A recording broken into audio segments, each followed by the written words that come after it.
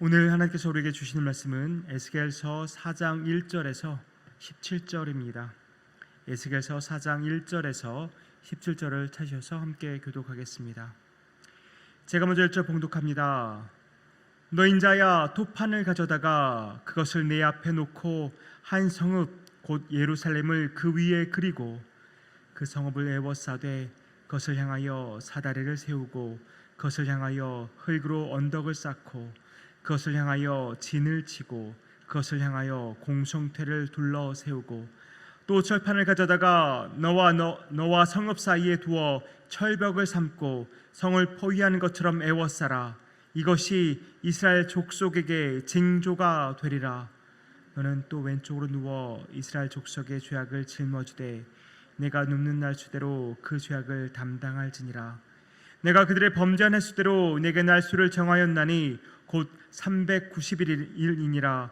넌 이렇게 이스라엘 족속의 죄악을 담당하고 그 수가 차거든 너는 오른쪽으로 누워 유다 족속의 죄악을 담당하라. 내가 내게 40일로 정하였나니 하루가 1년이니라. 너는 또 내 얼굴을 에워싸인 예루살렘 쪽으로 향하고 팔을 걷어 올리고 예언하라. 내가 줄로 너를 동이르니 네가 에워싸는 날이 끝나기까지 몸을 이리저리 돌리지 못하리라.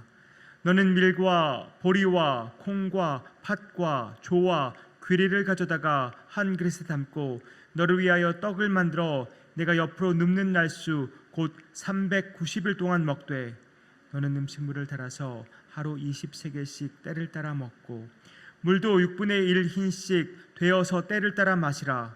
너는 그것을 보리떡처럼 만들어 먹되 그들의 목전에서 인분분을 피워 구울지니라.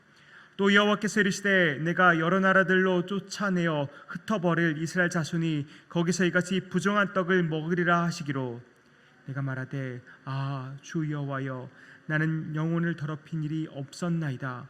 어려서부터 지금까지 스스로 죽은 것이나 짐승에게 찢긴 것을 먹지 아니하였고 가증한 고기를 입에 넣지 아니하였나이다. 여호와께서 내게 이르시되 보라, 쇠똥으로 인분을 대신하기를 허락하노니 너는 그것으로 떡을 구울지니라.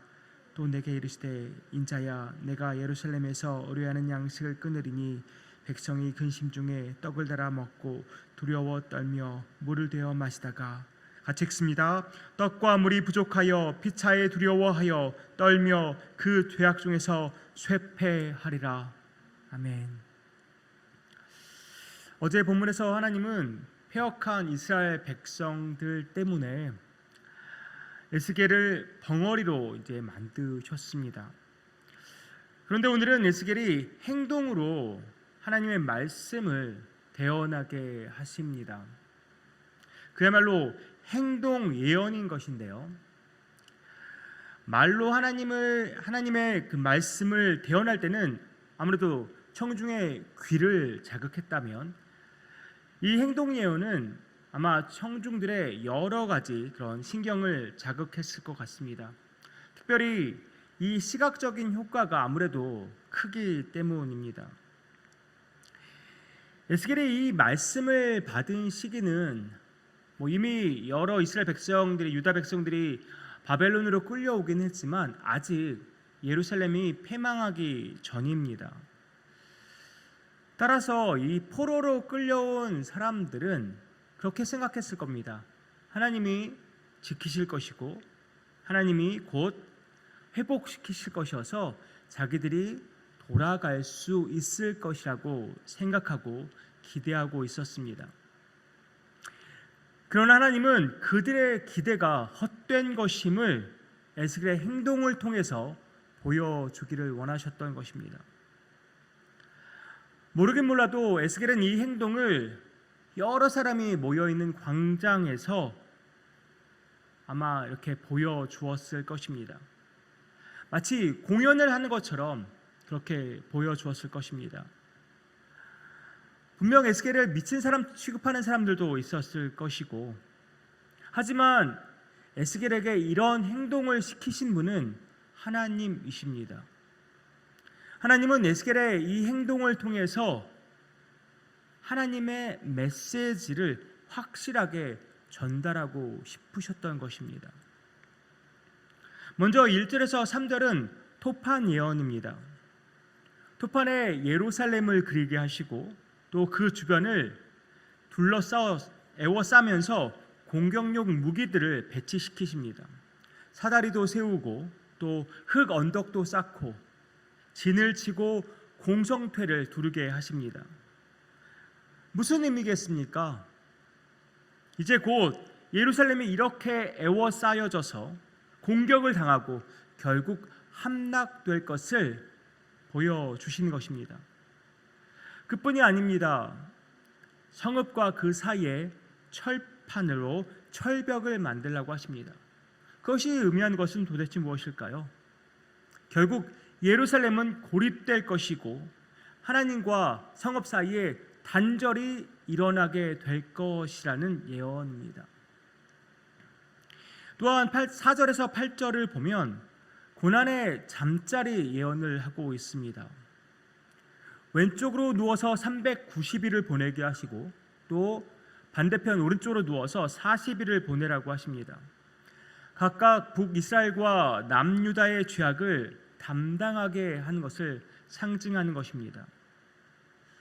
390일과 40일이 정확하게 어떤 의미인가를 말하기는 어렵습니다. 다만 1일을 1년으로 생각했을 때 390년이라는 긴 시간 동안 이스라엘 족속이 범죄하였다는 것을 상징하고 또 40년이라는 시간은 유다 족속에게 임한 진노의 시간을 상징한다고 생각해 볼 수 있습니다. 이스라엘의 범죄의 심각성을 하나님은 드러내길 원하셨던 것이죠. 그런데 에스겔이 총 430일 동안 한쪽으로만 누워서 고정되어서 그렇게 지낼 수가 있었을까요? 과연 이게 가능한 일일까요? 아예 이건 정말 불가능한 일이다라고 단언할 수는 없지만 이것은 정말 쉽지 않은 일입니다. 그래서 학자들은 이것은 환상이다 라고 이야기하기도 하고 어떤 학자들은 이것은 문학적인 표현일 뿐이다 라고 이야기하기도 합니다. 하지만 환상이다, 문학적 표현이다 라는 것을 뒷받침할 성경적인 근거가 없습니다. 그래서 가장 설득력 있는 해석은 이것인데요. 에스겔이 매일매일 일정한 시간을 정해놓고 대중들 앞에서 이런 것을 했다는 것입니다.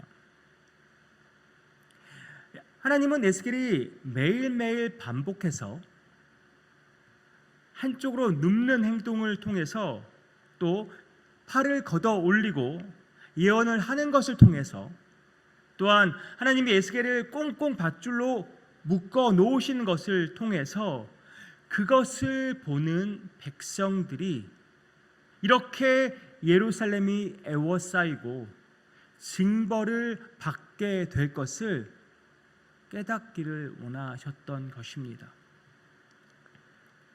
또 이제 9절부터 17절까지는 먹는 음식으로도 예언을 하시는데요. 에스겔이 390일 동안 매일 먹을 수 있는 음식의 양은 20세겔입니다. 20세겔은 230g 정도 되는 양인데요. 그것도 내용물이 밀, 보리, 콩, 팥, 조, 귀리입니다. 390일 동안 230g 정도 되는 이 곡식으로 만든 떡을 만으로 390일을 보낸다. 분명히 영양실조에 걸릴 수밖에 없습니다. 물의 양도 제한을 받습니다. 하루에 6분의 1 힘입니다. 지금 말로 하면 610 밀리리터 정도 됩니다. 610 밀리리터 정도 되는데 이렇게 적은 양의 물을 마시게 하고 이렇게 적은 양의 음식을 먹게 하는 것, 아무래도 이것도 일정한 특정한 시간을 정해놓고 대중들 앞에서 상징적으로 보여줬을 확률이 높습니다. 이 모든 것을 종합해서 상상해 보면 이렇습니다. 에스겔은 사람들이 가장 많이 몰리는 시간에 가장 많이 붐비는 거리에 나가서 이 행동 예언을 했을 것입니다. 거기서 토판을 만들어서 예루살렘을 그리고 또 여러 가지를 에워싸이게 하고 또 그것을 바라보면서 왼쪽으로 390일 동안 누워있고, 다시 또 그것이 끝나면 40일 동안 오른쪽으로 누워있는 행동을 했을 것입니다. 또 20세겔의 그 음식량을 시간을 나눠서, 그 적은 양을 또 시간을 나눠서 먹었을 것이고, 또 6분의 1 흰되는 그 물의 양도 시간을 나눠서 먹었을 것입니다. 하나님의 명령대로 이 모든 것을 했을 것입니다. 아마 사람들이 물어보기도 했겠죠. 도대체 무슨 일을 하고 있는 거냐고. 하지만 하나님께서 에스겔의 입을 닫으셨기 때문에 에스겔은 아무 말도 하지 못했을 것입니다. 에스겔의 이 모든 행동은 예루살렘에 닥칠 전쟁과 함락, 그리고 그로 인한 처참한 배고픔과 또 목마름을 예언하고 있는 것입니다. 그런데 사람들이 에스겔의 이 행동 예언을 보면서 어떤 반응을 했을까요? 에스겔을 미치광이 취급했을까요? 아니면 좀 재밌는 공연을 보는 것처럼 반응을 했을까요? 그들이 어떻게 반응을 보였는지 오늘 본문에 나와 있지는 않지만, 저는 그들보다 우리를 먼저 생각해 보면 좋을 것 같습니다. 우리의 모습은 어떤지 생각해 보기를 원합니다. 우리의 눈과 우리의 귀와 우리의 마음은 하나님 말씀에 활짝 열려 있습니까? 우리는 하나님의 말씀을 정말 자유로이 읽을 수 있습니다. 또한 자유로이 들을 수도 있습니다. 우리가 원한다면 하루 종일 듣고 읽을 수 있습니다. 에스겔의 행동 예언처럼 볼 수는 없을까요? 하지만 여러 가지 또 영화나 다양한 매체를 통해서 우리는 시각적으로도 하나님의 말씀을 볼 수도 있습니다. 우리는 정말 다양한 방법으로 어느 때나 어디서나 하나님의 말씀을 읽고 듣고 볼 수 있습니다. 그런데 저와 여러분은 그 하나님의 말씀에 어떻게 반응하고 계십니까?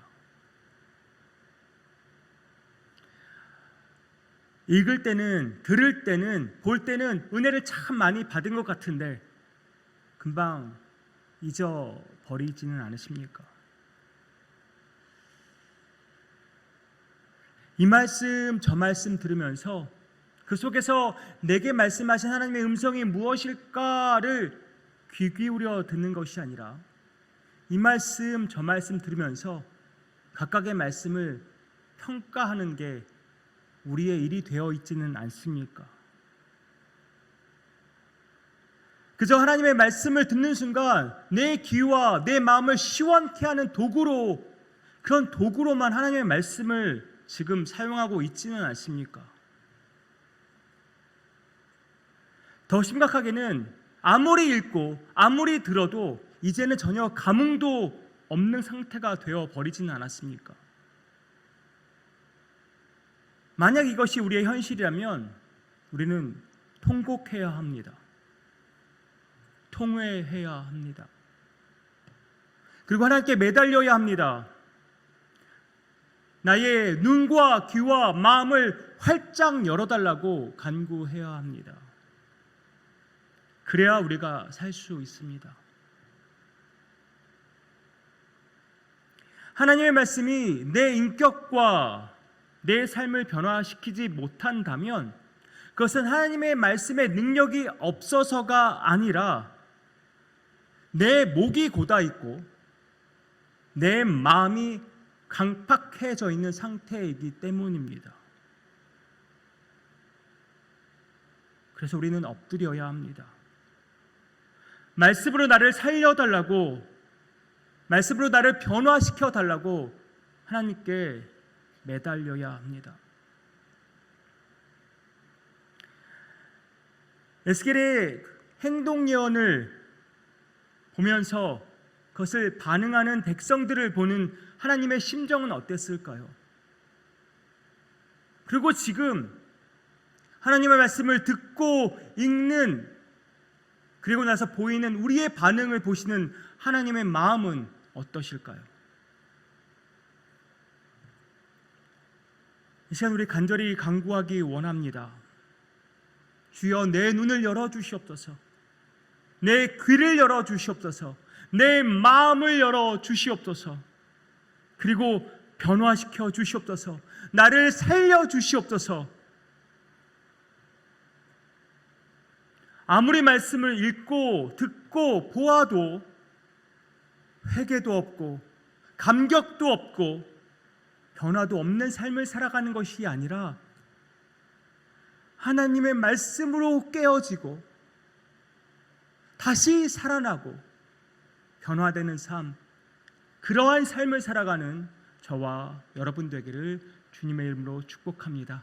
기도하겠습니다. 아버지 하나님, 에스겔에게 이렇게 행동 예언을 시키신 하나님의 마음은 얼마나 찢어지셨을까요?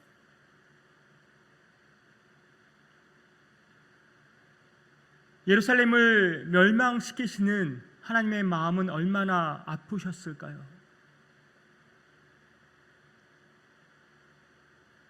주님, 하나님께서 지금도 우리가 듣기 원하시는 그 말씀을 우리로 듣게 하시고 읽게 하시는데 우리는 깨닫지 못하고 그것에 반응하지 못하는 그런 어리석은 삶을 살고 있지는 않은지 돌아보게 됩니다. 혹여 우리의 목이 고다 있습니까? 우리의 마음이 강팍해져 있습니까? 주여, 강팍한 우리 마음을 깨뜨려 주시고 겸손히 주님 앞에 엎드려 주님의 말씀을 듣고 읽고 그것에 순종으로 반응하는 우리 삶이 되게 하여 주시옵소서. 성령님, 역사하여 주시옵소서. 성령님, 우리의 귀와 눈과 마음을 활짝 열어 주시옵소서. 주님, 우리를 살려 주시옵소서. 모든 말씀 예수 그리스도의 이름으로 기도하옵나이다. 아멘.